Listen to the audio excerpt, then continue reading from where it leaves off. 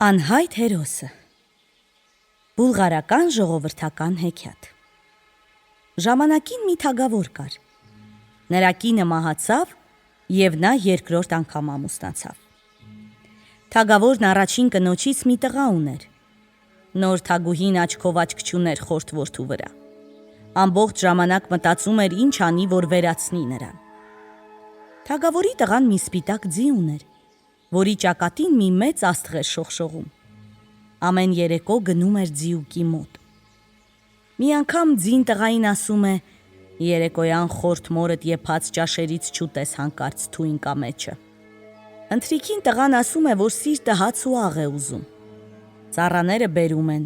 նա դրանով փորը կշտացնում է ու չի թունավորվում։ Հաջորդ օրը ձիուկն ասում է տղային. «Այս գիշեր քո անկողնում չքնես, թագուհին ածելիներ է շարել տակդ, որպեսզի հենց որ պառկես, դրանք ծակծկեն քեզ և արյուն հոսի մարմնիցդ»։ Տղան քնում է հատակին ու փրկվում։ Երրորդ երեկոյան ձիուկը դարձյալ զգուշացնում է տղային. «Հիմա էլ թագուհին բարձիդ տակ օձ է դրել, որպեսզի կծի քեզ, պառկելուց առաջ սատկացրու նրան»։ Իրիկունը տղան սպանում է օձին և ողջ մնում։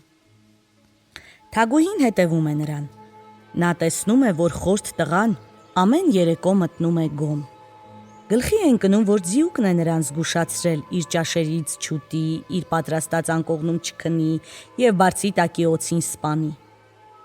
Դրա համար որոշում է վերացնել մեջտեղից ձիուկին։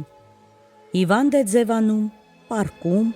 թագավորը գալիս է, չարկինն ասում է. «Թագավորն ապրած կենա, խնդրում եմ ճակատին աստղ ունեցող սպիտակ ձիու սիրտ բեր ինձ համար, և ես կառողջանամ։ Այդպիսի մի ձի իմ որդին ունի, բայց նա աչքի լույսի պես է պահում, չգիտեմ, կհամաձայնի՞ մորթենք»։ Թագուհին ձևացնում է, թե բարկացավ այդ պատասխանի վրա ու սկսում է գոռգոռալ. «Այդ ինչ թագավոր ես դու, որ մի տղայի հախից չես կարողանում գալ։ Մայրդ հիվանդ է, որպեսզի լավանա, պետք է սպիտակ ձին մորթես, սիրտը տանկ ուտի»։ «Լավ հայրիկ», պատասխանում է տղան, «բայց ուզում եմ, որ նախ ոսկի շորեր կարել տաս ինձ համար, այնպիսի շորեր, որ արևի նման շողշողան։ Ձիուկիս մեջքին էլ ոսկե թամփ կկապես, այդ ոսկե շորերը կհագնեմ ու վերջին անգամ կքշեմ նրան»։ Թագավորը համաձայնում է։ Տղան գնում է ձիուկի մոտ, ուզում է ասել, թե թագուհին ինչ է ուզում։ Ձիուկն ասում է. «Մի վախեցիր, երբ դու ինձ հեծնես ու քշես առաջ, ես քեզ էլ ինձ էլ կփրկեմ»։ Թագավորի մարդիկ կարում են, տղան հագնում է շորերը, հեծնում ու քշում։ Մեծ ու փոքր հավաքվում են դիտելու։ Գալիս է նաև թագավորը։ Տղան մի թեթև հարվածում է ձիուն, սա գնալով ավելի ու ավելի է շրջում բակում։ Հասնում է դիմացի դաշտերը։ Տղան և ձին այնքան արագ են թռչում, որ հասնում են բոլորովին ուրիշ մի թագավորություն։ Այստեղ տղան հանում է ոսկե շորերը և կապում թամբից։ Ձիուկն էլ բաշից 3 հատ մազ է պոկում տալիս նրան և ասում. «Հենց պետք լինեմ, տաքացրու այս մազերը ու ես կգամ»։ Տղան թաքնվում է անտառում։ Հովիվներից մեկից մաշված շորեր է առնում, թագավորի պարտեզում պարտիսպան է աշխատում։ Մի երեկո տղան տաքացնում է 3 մազիկները։ Նույն րոպեին ձիուկը հայտնվում է։ Տղան նորից հագնում է ոսկե շորերը, ձին հեծնում ու ամբողջ գիշեր զբոսնում գեղեցիկ պալատում։ Առավոտյան կողմ նոր նա հանում է շորերը նորից, կապում է ձիու թամբից ու բաց թողում։ Տղան կարծում է, թե ոչ ոք չի նկատել իրեն, բայց թագավորի աղջիկը նկատել էր պալատի լուսամուտից։ Առավոտյան հարցնում է տղային. «Ով այսպես կողկրտեց պարտեզը»։ «Անհայտ մի հերոս, թագավորն ապրած կենա»։ «Անհայտ հերոս, ասում ես», բղավում է թագավորը, «շուտ կորիր աչքիցս»։ Ու վռնդում է տղային։ Բայց թագավորի աղջիկը օր ու գիշեր լաց է լինում։ Հայրը կանչում է իր մոտ. «Աղջիկս, ես չէի կարծում, թե դու այդքան հիմար կլինես, որ կուզես ամուսնանալ հասարակ պարտիսպանի հետ»։ «Այլևս աչքիս չերևաս, պսակվեցեք»։ Թագավորի աղջիկը ամուսնանում է ջահել պարտիսպանի հետ։ Թագավորը թողնում է, որ նորապսակներն ապրեն աստիճանավանդակի տակ փոքրիկ մի սենյակում։ Անցնում է ահագին ժամանակ։ Թագավորը դուրս է գալիս մի ուրիշ թագավորի դեմ կռիվ։ Փեսան մի կաղեշ է հեծնում և քշում այն նույն ճանապարհով, որտեղով որ անցնում էր զորքը։ Երբ հասնում են ճահիճի, էշը քշում է դեպի ճահճուտը։ Չեն կարողանում տեղից շարժվել։ Ով անցնում է Փեսայի մոտով, ասում է. «Ուրեմն դու էլ քո այդ կաղեշով պիտի թագավորին օգնես»։ Անհայտ հերոսը էշին նստած ոչինչ չի պատասխանում։ Բոլորը սլանում են դեպի պատերազմի դաշտը։ Կռվի թեժ պահին թշնամին քիչ էր մնում սպաներ թագավորին։ Բայց այդ րոպեին վրա է հասնում անհայտ ձիավորը։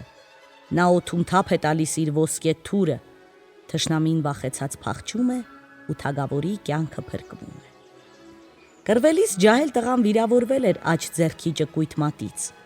Թագավորը գրպանից հանում է ոսկե նախշ թաշկինակն ու ինքն իր ձեռքով կապում վերքը։ Կռվից հետո տղան հեծնում է ձիուկին։ Նորից գնում մտնում է նույն ճահիճը։ Էշը դեռ կանգնած էր տիղմի մեջ, նա հանում է ոսկե շորերը, կապում ձիուկի թամբից, նորից հեծնում էշը։ Քիչ հետո ներքևից հայտնվում է զորքը։ Զինվորներն էլի սկսում են ձեռք առնել թագավորի Փեսային։ Բոլորը ծիծաղում են վրան։ Թագավորն ինքն իրեն սկսում է ծիծաղել նույնպես։ Զորքն անցնում է, թագավորի Փեսան էշին դուրս է բերում տիղմի միջից և կաղին տալով հասցնում թագավորի պալատը։ Տեսնում է, որ օր ու գիշեր,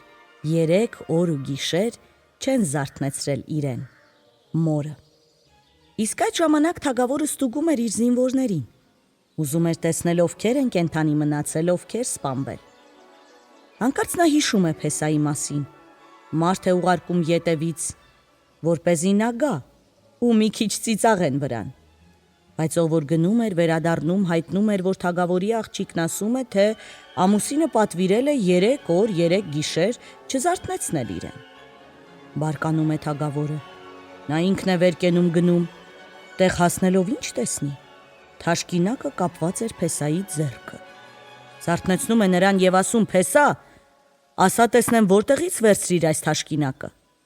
Տղան ամեն ինչ պատմում է սկզբից մինչև վերջ։ Թագավորն ուրախանում է։